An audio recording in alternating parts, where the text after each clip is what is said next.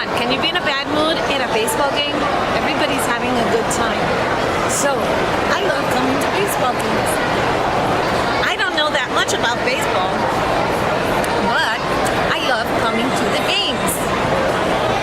Let me show you around. This is the Marlins baseball stadium in Little Havana.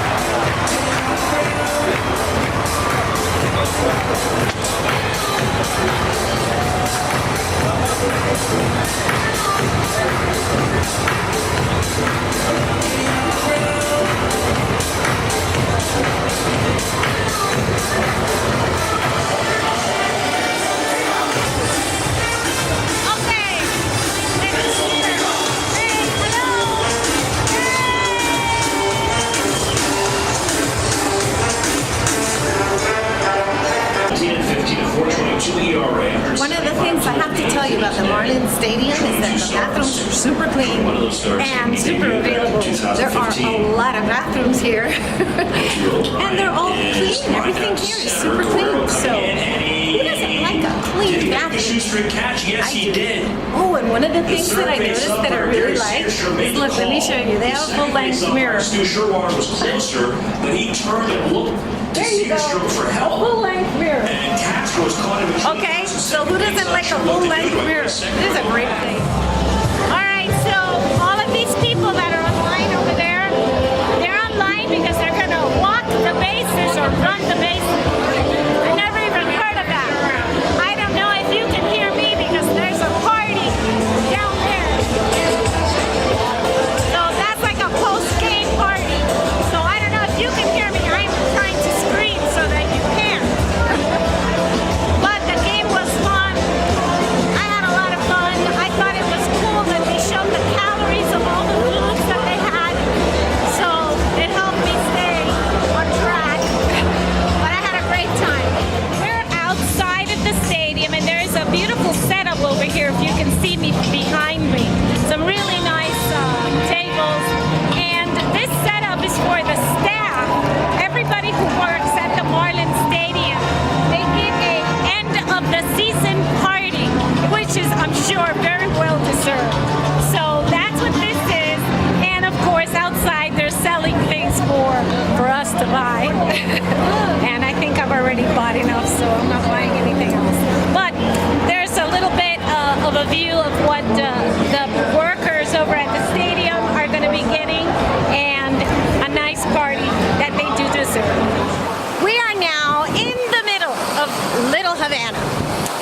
We are walking through, you know, this is just really smack dab in the middle of Little Havana.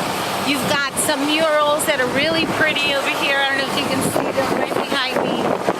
And you have some new places as well as some older established places that you can come to. For example, over here at this store, you can get some artwork and you can get some touristy stuff.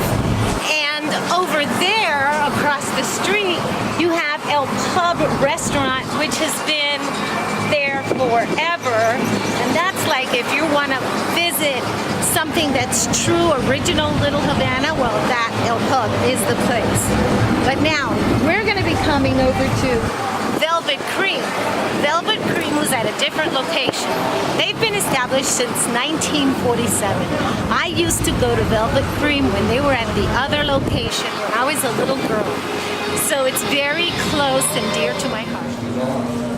This one here is a maple syrup with bacon, and this one is a white cream donut.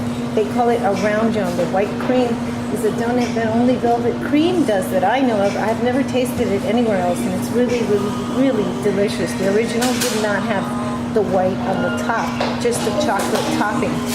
This one is a Nutella, and they call it, actually, yeah, it is a Nutella. And then this one over here, it's, I don't know what it is. What is this one? What is that? This is custard in the inside. So go ahead and open them up a little so you can see how they are in the inside. really yummy, very delicious. Look at that, wow. Okay, so you know, if you share these, then it's better because you get to taste different ones and you don't gain that much weight. And of course, I'm having my cortadito here. Having it right here, my cortadito. And I'm having it without sugar so that I can save the sugar for where it counts, which is on the donuts. Now, where do you want sugar? On donuts or in your coffee? I prefer it on my donuts. I tasted the maple bacon one, and it tastes like if you were having a pancake breakfast. It's very delicious. And I haven't tasted the Round John yet. And I can't wait to do that because these are memories, you know. I think that the last time I had a Round John donut was, oh my gosh, maybe 20 years ago. So, you know, I want to taste it. And like I said, that white cream inside is the cream that I'm looking to taste. I don't need to eat the entire donut.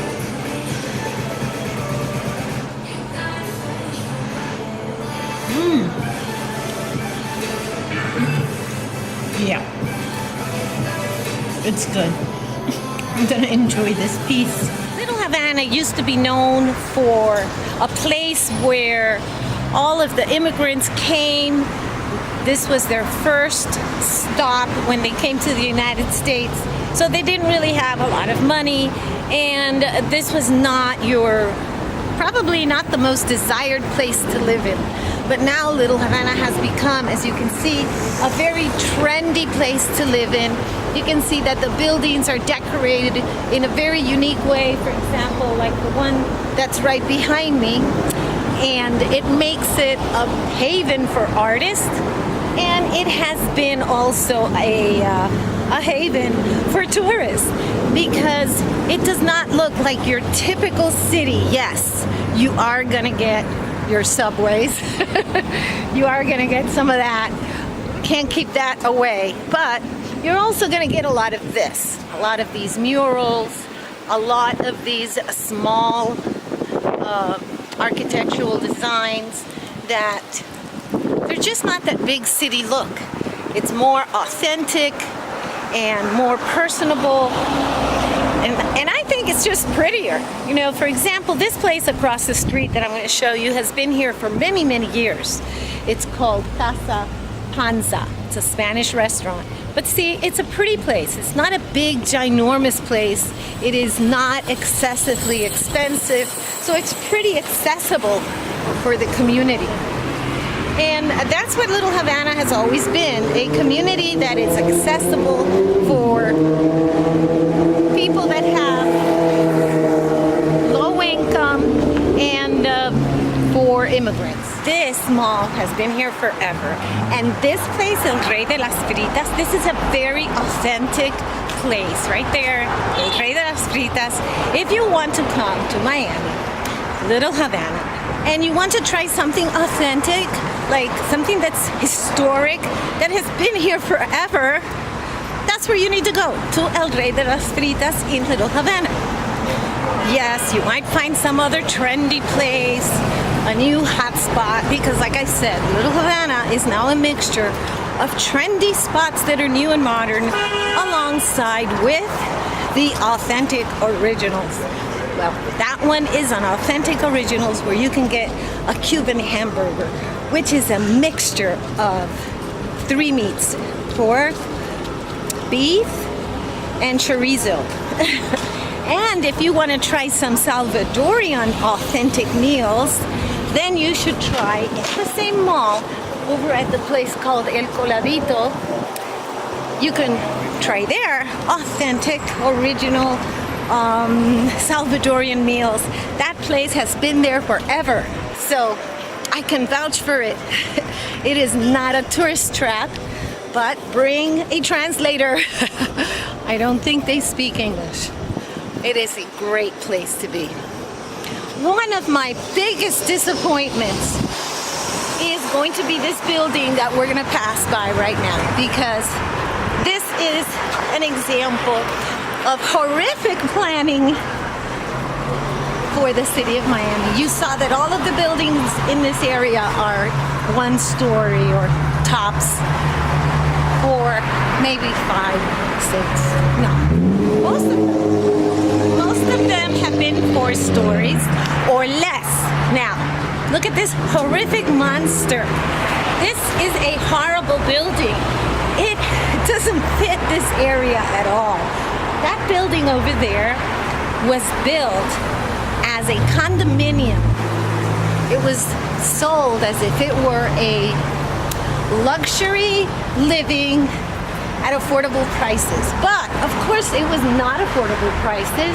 The condominiums were being sold for, I think, close to $300,000. The area could not, it couldn't make that kind of price. People would not be able to buy it here in this neighborhood. So they couldn't sell it. That was the developer Henry Torres. I think it was an awful decision from the city of Miami to allow them to build that building. It just does not match with this area. But anyway, in the end, the developer, Mr. Torres, had to sell out and turn it into leasing units. I'm going to show you. Now they're leasing them, see? So that was a big failure. This area needs to be protected because it's a smaller scale type of area. That building belongs in a place like Brickell. That is the entrance of that condominium place. It's called In Town. In comparison to like downtown, well, it's called In Town. They actually wanted to call it West Brickell and market it like West Brickell. This is in the middle of Little Havana. But they wanted to call it West Brickell because they wanted to disassociate themselves from Little Havana. So I don't remember how many years ago they completed this building, but there are still spaces that have not been leased under it. So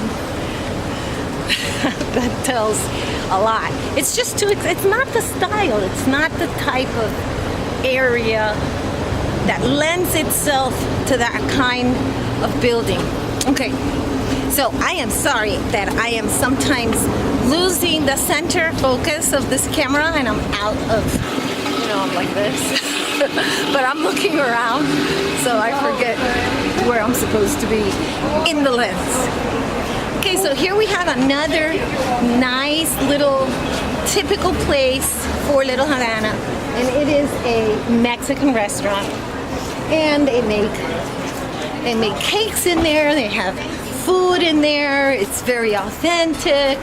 That's the kind of place Little Havana is very well known for, and that's the kind of place that's very successful.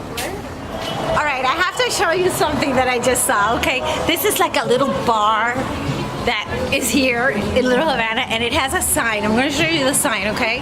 There's the sign. The sign says, I need young ladies that are good looking. Okay, it's a job sign, and they need young ladies that are good looking. Okay, so if you're not a young lady and you're not good looking, you can't apply at that bar. Ay, ay, ay. I have had to put sunscreen on. I am getting a sunburn. Okay, that's a church right there. They're having a great time. It's a pretty church too. Oh my goodness, it is so hot and I am getting a sunburn. Okay, this is also a pretty building right over here. They have pretty buildings all over the place. This is a pretty building too. They have a lot of pretty buildings. Another thing that they have a lot of in Little Havana is they have a lot of small little, there's another church. They have a lot of small churches, yes, that's true. But in addition to that, they have a lot of small little theaters. There are a lot of theaters, mostly, or I would say all of them, are for things that are in Spanish, for plays that are in Spanish. but there's like one right after another. Here's another one.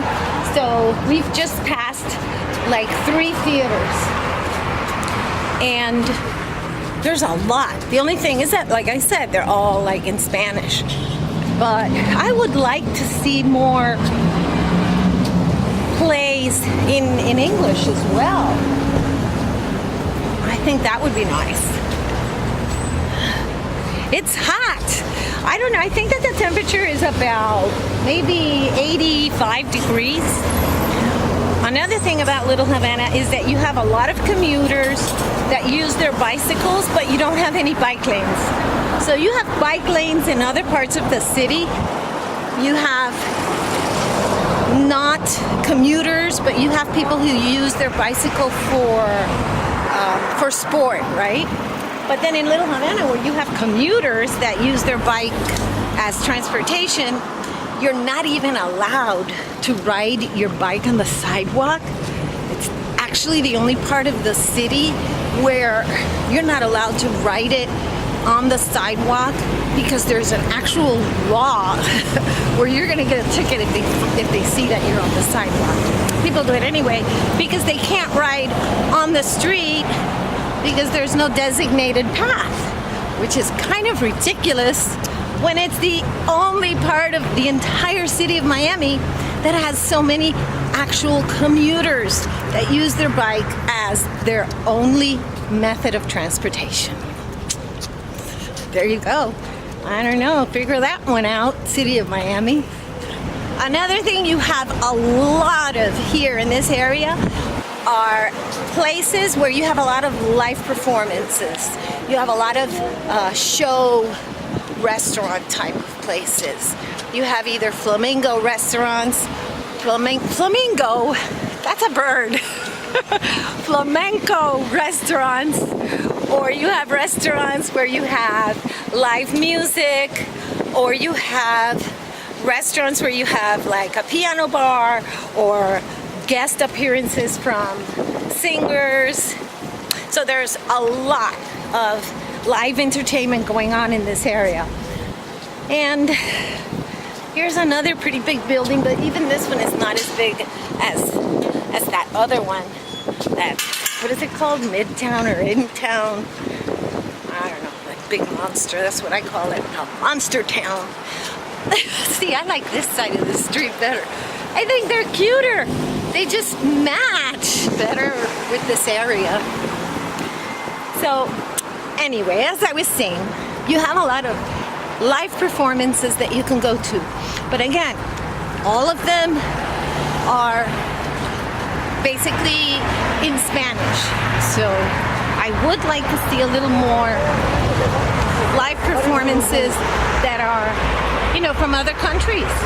I would like to see more English live performances. But you know what? People come here for the authenticity of the Hispanic immigrants and what they have to offer in terms of the restaurants, the culinary contributions, their cultural contributions, as well as their entertainment, arts. So that's why people come. Another great thing about this area is you can actually park. There's still parking available in this area. It's not like going to downtown where you're never gonna find parking space. So that's another good thing. I am running out of batteries, so I'm gonna close it up now. I do hope you like this video, and I hope that you subscribe. But more important than all of that, yeah, I hope that you have a day filled with peace, love, and joy. Bye-bye.